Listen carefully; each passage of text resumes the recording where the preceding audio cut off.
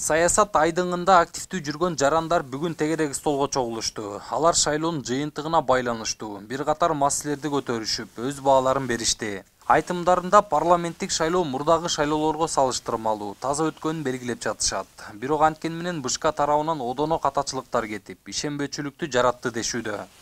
Мурдага салыштырмалуу акыйкат таза өттү деп, салыштырмалуу таза өттү деп ойлойм. Анткени ушул бийлик тарабынан, мамлекеттин саясий жетекчилик тарабынан өтө катуу тапшырмалар берилген. Таза акыйкат шайлоо өткөрүү боюнча. Ошон үчүн региондордо кыйылтырганда ошол аябай чоң таасирин берди. Акимдер, айыл өкмөттөрү, квартальный комитеттер, домкомдор такыр бул ишке кийлигишкен жок да. Вот ушул шайлоонун эң чоң жетишкендиги ушунусу менен айырмаланат да. Ушунусу менен айырмаланат. Бирок тилекке каршы кемчиликтер да болду. Жанагы сервердеги ошибка, баягы ката, программалык ошибка деп атабызбы? Ката деп. Мына ошол все равно адамдардын ичинде мындай күдүк ойлорду калтырып койду да. Ал эми депутаттык мандатты алууга камынып жаткан Исхак Масалиев бул жолку шайлоо жаңы система менен өткөнүн белгиледи. Тагыраагы шайлоочулар партияга гана эмес, андагы талапкерге да добушун беришти. Натыйжада элге жакынделген адамдар утуп чыгып, акча алуулар сыртка сүрүлүп калды. Башкача айтканда, ар ким өзүнүн эл астындагы кадыр баркын билип алууга шарт жаралды дейт Масалиев.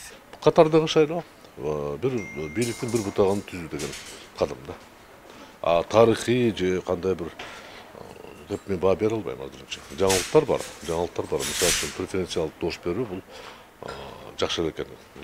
Чын эле айрым саясатчылар өз ордун билип калышты да. Эгерде элдин арасында сенин аброюң төмөн болсо, эгерде сага добуш бербесе, анда саясаттан алысыраак бол деген бир белги деп түшүнсө болот да. Шайлоонун расмий жыйынтыгы чыккан кезде аялдардын квотасына байланыштуу маселе ортого чыга келди. 7 мандат алган Альянс саясий партиясынын катарынан Жанар Акаев жылдырылып, анын ордуна Токтобүй Оргалча депутат болуу бактысына ээ болду. Буга нааразы болгон Акаев сотко кайрылууга аргасыз экенин айткан. Деген менен БШК мүчөлөрү баары мыйзам чегинде жүргүзүлгөндүгүн билдирип жатышат. Бул мурда чыгарган жободо, положение деп коет да, ошол мыйзамды колдонууда ошол жерде туура эмес жазылып калыптыр да. 7 мандат берилгенде 2 мандат аялдарга бериш керек депчи.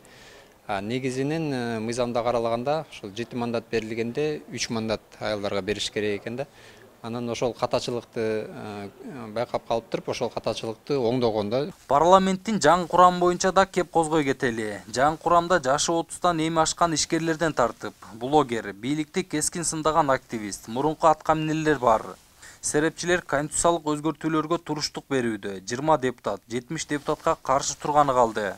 Ошондуктан бул парламент толук бойдон президенттин көзөмөлүндө болот. Бир мандаттуулардан байлар, эски саясатчылар келди. Ал эми партиядан бир аз тандоо болгонун айтып жатышат. Бул курам боюнча ушинтип айтам да. Курамы көптөлөмдө алдыңкы жылыш болду деп айта албайм, бирок арасында бир топ кызыктуу жаңы саясатчылар киргенге мен сүйүнүп атам. Мисалы үчүн ушул Медер Алиев деген жигитибиз бар, жакшы бала. Башка жигиттерибиз, кыздарыбыз бар. Аларда келечеги бар да. Бирок ошондой эле өкүнүчтүү Мирлан Женжероев, Жанар Акматов өтпөгөнүнө бир аз өкүнүчтүү болуп кетти.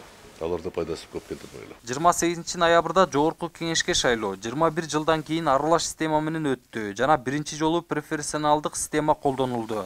Шайлоодон кийин жыйынтыгын тааныбай турганын билдирген партиялар БШКнын алдында 2 жолу митинг өткөрүштү.